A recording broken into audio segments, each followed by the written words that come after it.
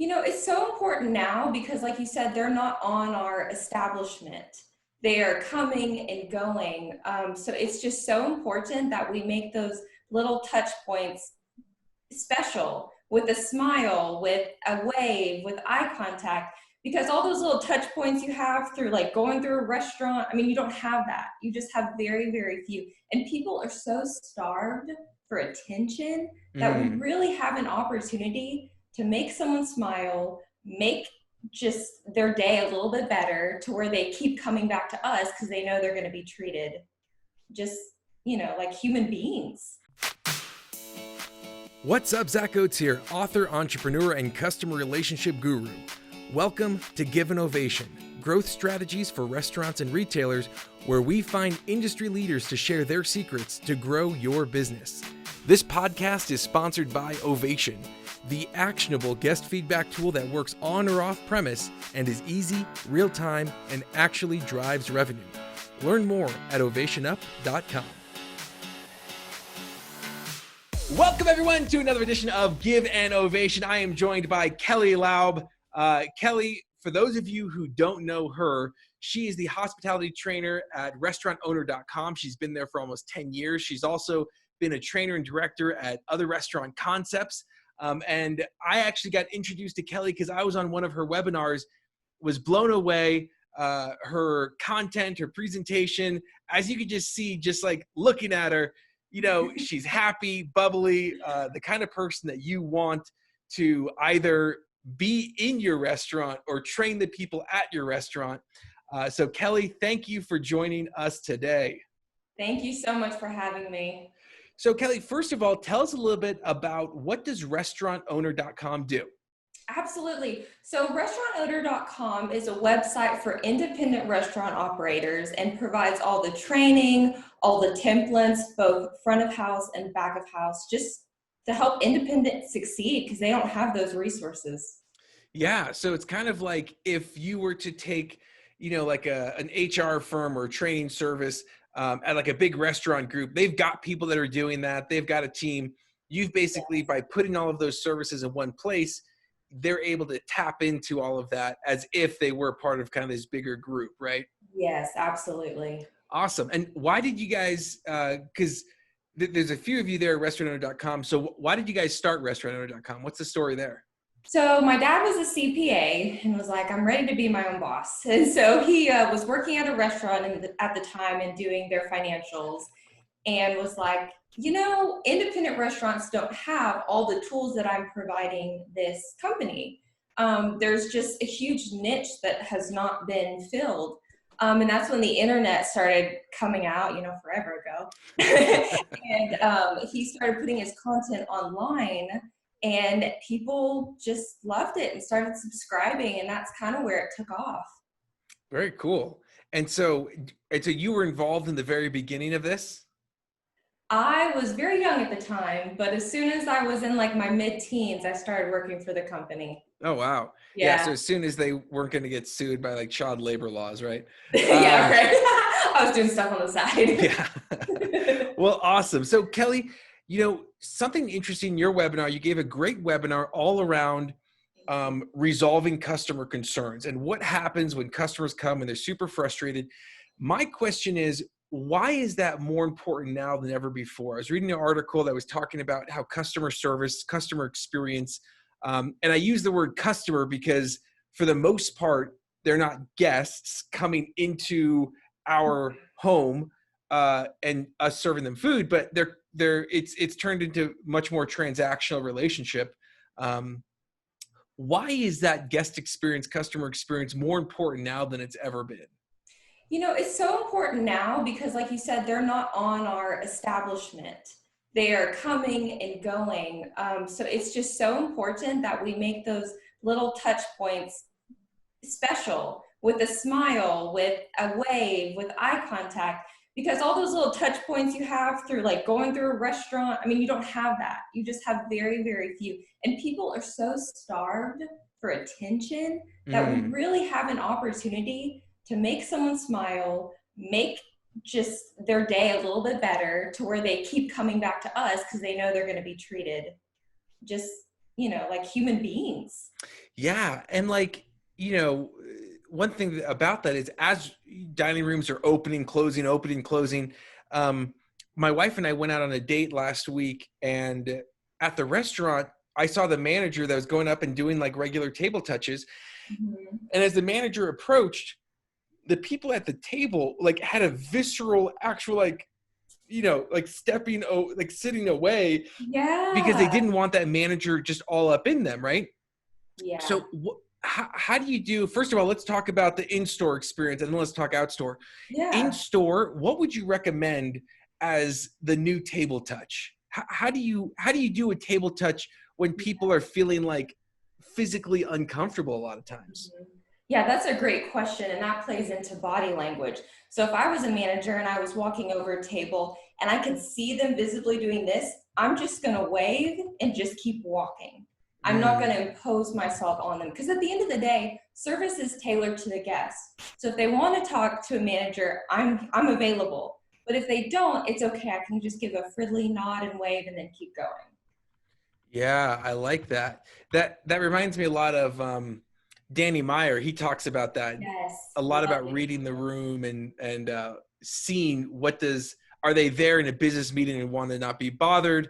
Are they there on kind of an awkward first date and they need some entertainment, right? Like, what is it? Yeah.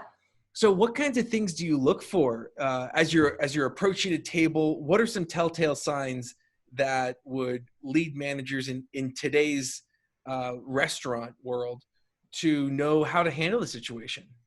Yeah, so I would say when walking up to a table, like, are they in deep conversation? Because if so, they probably don't want to speak to a manager.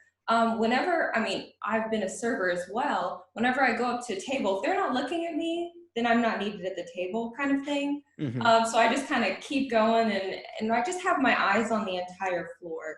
And as a manager, I really believe that restaurant operators have like a sixth sense where they know what people want.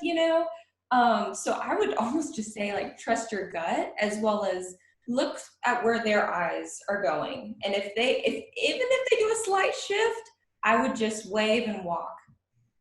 If it was what? Say that one more time. If they give a slight shift, like if they turn their body away from you, like I don't want to engage, I would just be respectful of that. But isn't that such a different concept than what we had before March? I mean, it's crazy. Right. I know that the Crazy. the table touch is still something that's important, Yes.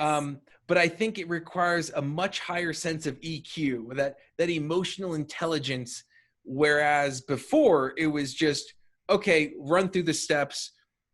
Before they are asked about dessert, make sure the manager comes over 5 minutes after they had the food or Yeah. whatever it is. Right now, it's a lot more assessing, looking.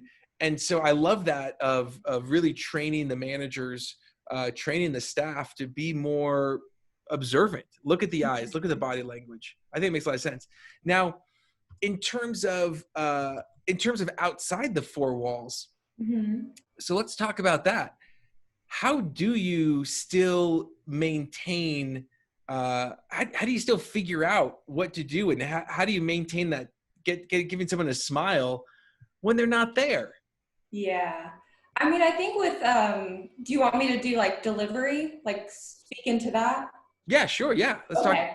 So delivery if you're going to someone's home, I mean, even if you're wearing a face mask, you can tell a genuine smile by the little creases that form on the outside of your eye, as well as your vocal tone. So is your vocal tone friendly and warm and welcoming, or is it, hi, I have your meal.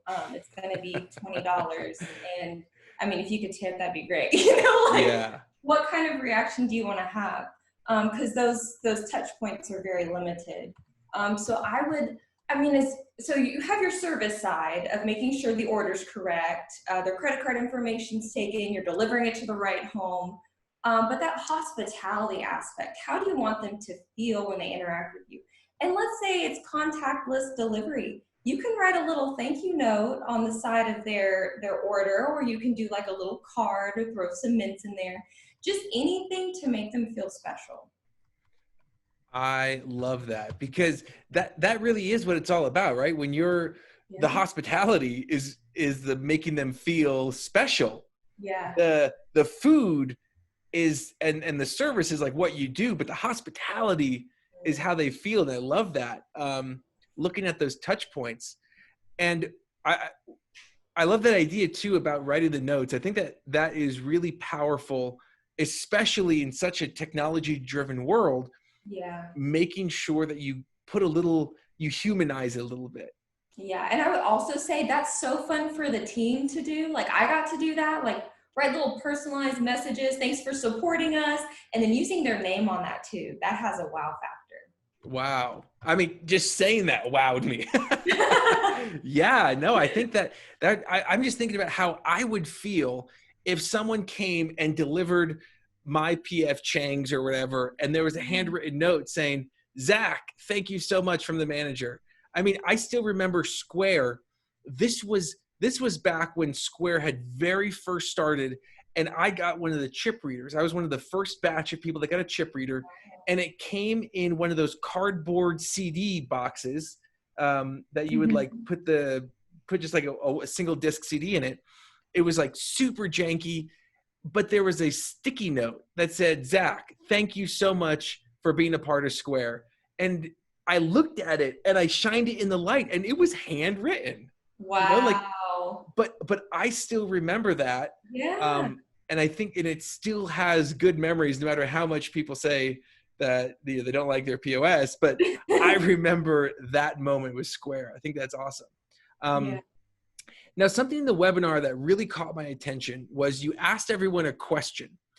And I don't even know if you remember this, but you asked everyone a question, which was, once you give feedback, what is the thing that you want to feel once you've given feedback? And do you remember what like the overwhelming response was? Was it the thanking guests It or was, making them feel appreciated, yeah, hearing them? it was making them, the word that everyone like typed in was they wanted to feel heard. Yes, that is so important. Yeah. So tell me, how do you help someone feel heard? Yeah, okay, so from the body language aspect, if we're face to face with them, it's making sure that our feet are facing away because my attention's over there. So always make sure that your body's facing the guest, you're making eye contact with them. Whenever they're explaining something, I kind of do a slight head nod, not aggressively, but just a slight one just to show like visually I understand. And it's just about closing your mouth and just listening, and not just listening to the words but to the emotions behind the words. Yeah. Well, do you have any examples of how you've been able to defuse potentially really bad situations? Yes, yes, I do. So I had one gentleman, I walked up and immediately, you could tell he was kind of in a mood. And he's like, I want the Southern Junkie biscuits. And I said, my apologies. Unfortunately, the kitchen's out of it right now. However, people who like this also like this. He was like, oh, you guys are just making me mad. And I was like, okay. Uh-oh. So that was so in my head, a little light bulb goes on that says, I need to be extra sweet to this person, extra kind. I need to make them feel heard. And I just need to be a little slower in my pace so they can tell that I'm not rushing them. But there have been countless times when people have been upset about something, and just the act of acknowledging their emotions, making them feel heard as a human being and not just like as another guest at one of my tables, really, really has a disarming effect. Yeah, so I love that. And so how do you recommend handling an unhappy guest? Let's say someone, I mean, for the purpose of this, right? Someone uses Ovation and texts in, hey, I'm like super upset because I waited, an hour for my DoorDash and you missed 2 of my 4 items. Like, Yeah. how do you even begin to respond to that? Because it's like, what are you going to do? Like, send Yeah. another order? Yeah, and I think that is like when you're first doing that, it's like, oh my gosh, there's an issue, freeze, what do I do? But I would just, the 3 steps of handling a guest complaint are to acknowledge, apologize, and act. So I would repeat what they said. My understanding is that you didn't get 2 items of your order. I apologize. That's unacceptable and not the kind of experience that we want you to have. Here's what we can do. And then based off your restaurant and, you know, what you have available, you could offer them a free appetizer when they came in or have it sent right off the bat. But people aren't used to getting a response. So I just think the act of responding and the act of apologizing and hearing someone out, they're like, oh, there's actually a person behind the screen. You know, there's someone who wants to help me. Yeah. And I don't know about the data that you found, but from research that we've done, that some of your most likely candidates to become loyal long-term customers are ones where they had a bad experience that you made right. Yes. And I love that too, because you can almost get ahead of the issue by, you know, a server reading the table and seeing if they're kind of unhappy. And you can be extra cautious so that you know you can really like create a loyal fan out of this. You know, if you hit all the points right, or if something goes wrong and you go above and beyond to fix it, you're right. I mean, those are your loyal people. And I found that those are my favorite people to serve, because once they're happy, man, they're happy and they're telling people about your restaurant. Right. Because when someone is happy, they tend to share it with a couple of people. But when someone's mad, they share it with like a ton more people, right? Yes. Which is why I love that concept of making sure that you can write the last story. You know, write the last chapter, because if you make it right and you do so in a good way, then even when they share that bad experience, they have to share the ending, which is that you made it right and you did a good job, like the story of the beetle being in the salad. And then the next day, this is one of the governors, and the next day he went to a different one of Danny Meyer's restaurants, and Danny Meyer heard about it, was really upset. So he got a little piece of paper, gave him a salad, and got a little piece of paper, folded it up, and wrote Ringo on it, and gave it back and said, hey, just to let you know that we don't only serve beetles at that one restaurant. Oh my gosh. And so now whenever that governor had to tell the story of getting a beetle in his salad, he had to say, and guess what happened the next day? Right? Like making it right, and making it right and making it whole allows for them to have that confidence that, one, it was an anomaly, two, you care about them. Yeah. That's awesome. I really like that story. I haven't heard that one. So as part of this new normal, what things do you think are going to forever change about guest experience? You know, I think safety and sanitation are top priority. I think making people feel welcome and calm and just safe in your restaurant is very important. You know, in terms of like all the little things, I'm not sure what's going to change, but I know the guest mentality toward restaurants will change. And I mean, at the forefront of their mind now, they're like, is this safe? Are we 6 feet apart from the table next to us? I think it's taking there's going to be a much more cautious approach. And it depends on your age too. You know, young ones are the ones going out now, and like my dad won't even go out. He's like, we're doing takeout. Yeah. Takeout's gotten more popular. And I think after this, everyone's going to keep that takeout and delivery options, which I was part of a fine dining restaurant group, and we've never done takeouts, you know, because we want the experience is being in the restaurant, right? But now they're like, nope, we're doing takeouts. We're doing everything because this is what the guests want now. And I think that's really key, right?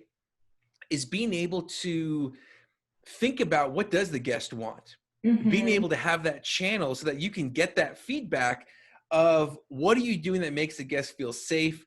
What are you doing that's making them, you know, emotionally or physically back up? And I think that with people like you're such a conversationalist, right? And you are very outgoing and friendly. And so you're the type of person that everyone's looking for to run the front of house. And so the question is, how do you translate that in a digital world where they can't see you? And I think that these things that you're talking about, you know, because dining rooms, some of them are going to open back up, they're going to close. But then, like you said, some people aren't going to feel comfortable going back out for a long time. Yeah. but they're still going to get the food. And I love these suggestions that you've made to overcome that. So I guess lastly, as you're kind of looking at the restaurant community, what would be like your main piece of advice that you would give to any listeners or viewers? Yeah. I mean, I'm big on enthusiasm in the restaurant, positivity, those good vibes. Because right now people are scared. People are hurting and they want to go to a place that makes them smile. They want to get out of their routine. So I think just training your staff to make eye contact with guests, to smile even if you have a mask on, pay attention to the corners of their eyes, the creases of their eyes.